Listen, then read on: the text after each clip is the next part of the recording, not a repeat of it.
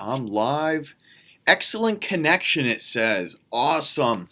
So, it is 10 o'clock here on the East Coast, or as I have gotten to know it as 2 hours till puck drop time. Thank you for joining me for a live Ask the Trainer. Today we're going to be talking about meal prepping, different tips on how to meal prep, and basically we'll just call it Meal Prep 101. Okay, so how to get started, what is it? I'm going to answer all your questions regarding meal prep. Now, I'm not going to get into too specific of examples. And with that, you're not going to see me the whole time. I'm going to actually screen share one of the articles I have. So you'll be able to visualize some of, portion sizes, different types of Tupperware, different visuals like that. But what I want to start off with was talking about, I'm only going to scrape the surface. And I'm not going to be able to get into specific examples, but I want to read off a bunch of articles that I have that, if you're on our Facebook page, are available in the Files tab. If you just click on and download, they're all PDFs. For those of you that are in our building, 40 Westminster, let myself or Janet know. I have all these articles printed out, and we have them in sleeves, hardcover sleeves, so that you can take them and don't worry about ruining them. But let me just list through some of them. So if you find that you're interested in any of these, let me know. I can just email them over to you. You can find a way to come in and grab them. So what to eat before your workout, quick and easy fat loss meal planning, which I believe is one of the articles I'll be spotlighting today. How to make balanced meals, 25 fat loss tips, fat loss grocery lists, summer fat loss article, 10 insanely helpful fat loss diet tips during quarantine. And those are the top ones on nutrition and based on the topic that I'll be talking about. So with that being said, let me see if I can switch over to the screen share real quick. And bear with me if it doesn't go perfect. We're still learning here. Screen capture. Screen share. Video capture. Hey, hopefully that shows up perfectly for you. There's a little bit of a lag on there. So this should be spotlighting this article that I have on quick and easy fat loss meal plans. Okay, so it's really going to talk primarily about different ways to meal prep, as you can see the picture there. But before we kind of dive into that, let's back up to the basics. So what is meal prep? What is meal planning? There's many different ways to do it, and to be very simply put, it is exactly what it sounds like. It is preparing meals based on, different portion sizes, different macros, and preparing it for whether it's a day, maybe it's just one meal, a week full of meals. You don't really want to plan any more ahead of that. And there's many different ways to do it, whether it's bulk cooking, whether it's pre-marinating meats, whether it's prepping meats, whether it's cutting and separating different types of spices and vegetables, just rinsing different fruits and putting them into small Tupperware. So there's all different way, and a lot of you, if not all of you, do some sort of meal plan or prepping to begin with.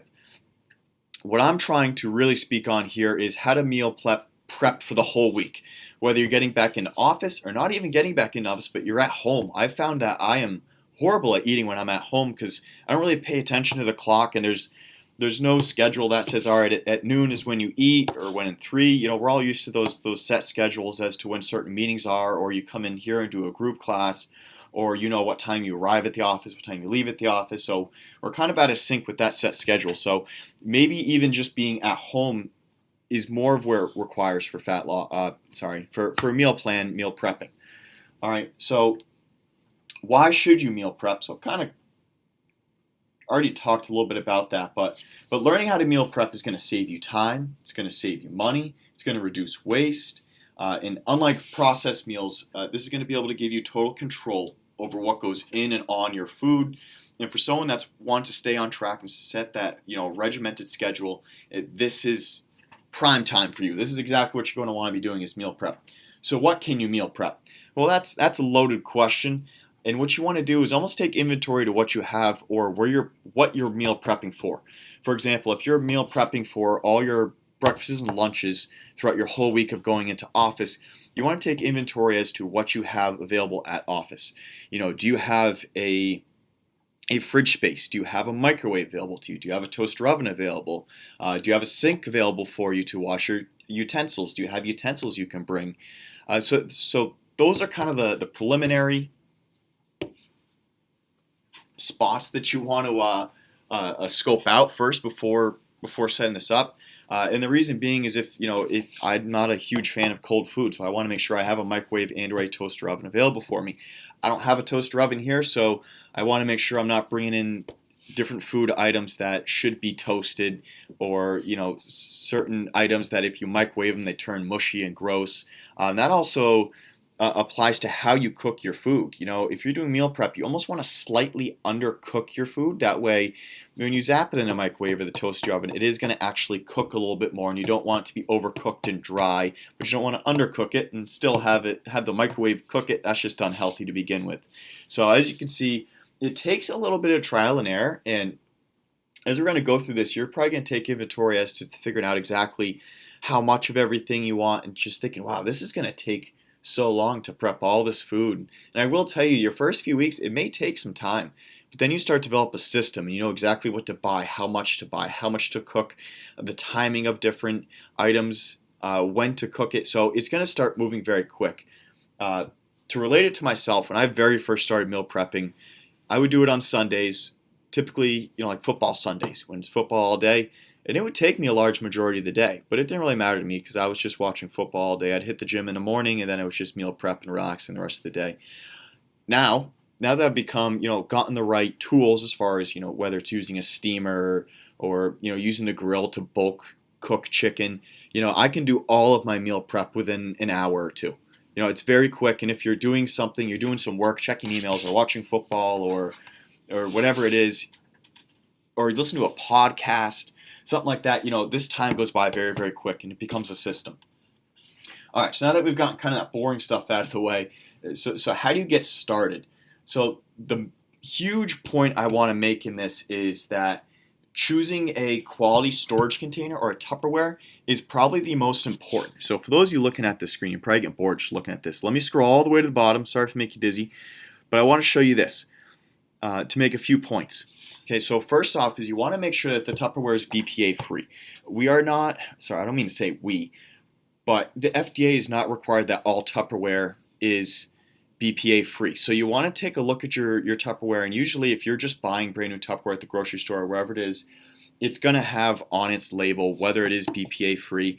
And if you aren't sure about it, because they can do a lot of wordsmithing with the way that they advertise their product, and they might say something that looks like mostly BPA free or chemical free or something of that nature, you're just not sure, is you can take a look at this. Underneath the Tupperware is going to have this little triangle recycle type logo. You want to make sure that doesn't have the 7. That's typically what you're going to see on a lot of the Tupperware that you want to look out for. The top 1, 2, 4, and 5, those are good to go, okay? So that's what you want to look for first, is just avoiding that number 7. That's probably the one that you're going to see. You're not going to see too many Tupperware that are made of PVC or vinyl or any type of foam, typically. So you want to make sure that they're basically freezer safe, dishwashable safe, microwavable safe, reusable. Obviously, you want to try to gear towards those, because the non-reusable ones are ones that might not be microwavable, so they might melt, and they also are definitely not BPA free. And also, just depends on what your storage is like, as well as I was talking about taking inventory as to how much fridge space you have, whether it's at home and or at work, as to making sure that they're stackable. And also look for ones, if you're going to get one that's going to contain a whole meal, you want to make sure it has dividers in it. That way you don't mix your foods. And that's not a preference thing. That's just it's when you go to heat it up or just storage reasons, it can kind of cross-contaminate, and it can just create, cause certain foods to be mushy and different spices and whatnot to mix, and you might not necessarily want that. The next thing you want to do is generate a menu and ideas. So, like I said earlier, take advantage of all these different articles I have out there that show, and you can kind of see up here, I have a bunch of examples in a lot of these articles that break down exactly portion size and exactly what you want in different options as to how to make those work into your meal prep. Along with that is you want to make sure that you don't have foods, certain allergies, certain nuts that people are allergic to, certain fruits that people are allergic to or just not necessarily as tolerant in. So you want to really make this menu, and I would suggest writing them out and making sure that they abide to exactly, they're more of comfort foods, and you don't want to be uncomfortable when you're at work. Okay? And then the last thing is find a schedule. Find a time where you know that you can meal prep. So like I explained earlier, for me, it was typically those Sundays. Sundays are kind of that Saturday is the first day of the weekend. You're going to be out hanging with friends or family, having a good time. And then Sunday is kind of that relaxing, whether it's watching sports that are coming back now, football season, and just kind of getting prepared for the week. So Sundays are typically going to be the best time, but everyone has a different work schedule, and you got to find what works for you. Okay? So let's see. I want to move up here because now it comes to, all right, now you know what you've designed kind of your own menu. You know what foods you're going to want to eat. So I find I do need to give some examples as to what I do. Is I typically go between like a brown rice, a jasmine rice, some mashed potatoes, and don't use me as a perfect example. I may have completely different fitness goals for you. My fitness goals are actually bulking up. So for those of you in fat loss, you might not want mashed potatoes. Brown rice would probably be good. Some sweet potatoes, some fruits and veggies. So all different examples, but you want to kind of mix it up. Meats, I typically do chicken, just different types of chicken, whether it's chicken breasts, chicken tenders, chicken thighs. That's kind of how I switch up my proteins. My veggies, I typically do anything green. Maybe Brussels sprouts in there, just kind of a makeshift spinach salad. I do broccoli and green beans both in a steamer. Super easy and super quick with meal prep. You just throw them in a steamer and turn it on for about 12 minutes. Boom, I do the double-decker steamer, so you have green beans up top, broccoli down below, 12 minutes, all your veggies are done. You go on the grill and I do my chicken breast. 20 minutes max, my chicken breast is done. And I'll maybe do some brown rice. You put that on the stove, and that's going to take maybe 15 minutes. You do that all at the same time. This is where I'm saying you got to develop a system. You become good at it. You can do all your meal prep within a half hour. Then you just got to put it in your different Tupperware. Boom. All right. So getting to the screen I'm on is just trying to pick apart your portion sizes and know exactly how much you should have. So you have probably going to be about a half of a chicken breast. Is about the size of your palm. So now you can figure out how much you need to buy at the store to be for a whole week. Okay? How much vegetables you need, about the size of your closed fist. Carbs is a cupped hand. So a little bit smaller than your protein. And then your fats you want to think of basically, if you have avocado in there or nuts or any type of oil that you might put on a salad or something of that nature, you want to be about the size of your thumb. Okay, so now you've kind of generated your own menu as to what you want to have for the meal for the week. You're varying it up with different types of carbs, different types of veggies, different types of proteins. Now I've given you portion size so you know exactly how much to get and how much to make. Okay? So you're on a pretty good pace now. Now you've already established when you're going to do this cooking. You've gone out and bought or already have Tupperware that you know is BPA free, and that is right around those good portion sizes that's going to fit everything. As you can see, there's a bunch of different examples that I have in this article, different lunch examples. We should see some red lettering here, because I did want to get into a little bit of example as to making your own protein salad. So this is one of the easiest things to make, and it really doesn't involve much cooking besides the protein source that you're going to add, which can be very quick, or you can even buy the pre. I think it's Purdue and another company that make the pre-made chicken and whatnot. The only thing I would say with that is watch out for your pre-packaged stuff. It's going to be loaded with a little bit more sodium, so I would venture away from that. However, if you're in a bind, short on time, not a bad option. So as you can see in these articles, and I'm just pitching my articles, like please read them. But I break it down and I make it very simple for you. For making a protein salad, let's pick one base, 1 to 2 fist size of romaine lettuce, spinach, kale, arugula, maybe all of it put in together. Pick 1 to 3 vegetable sources.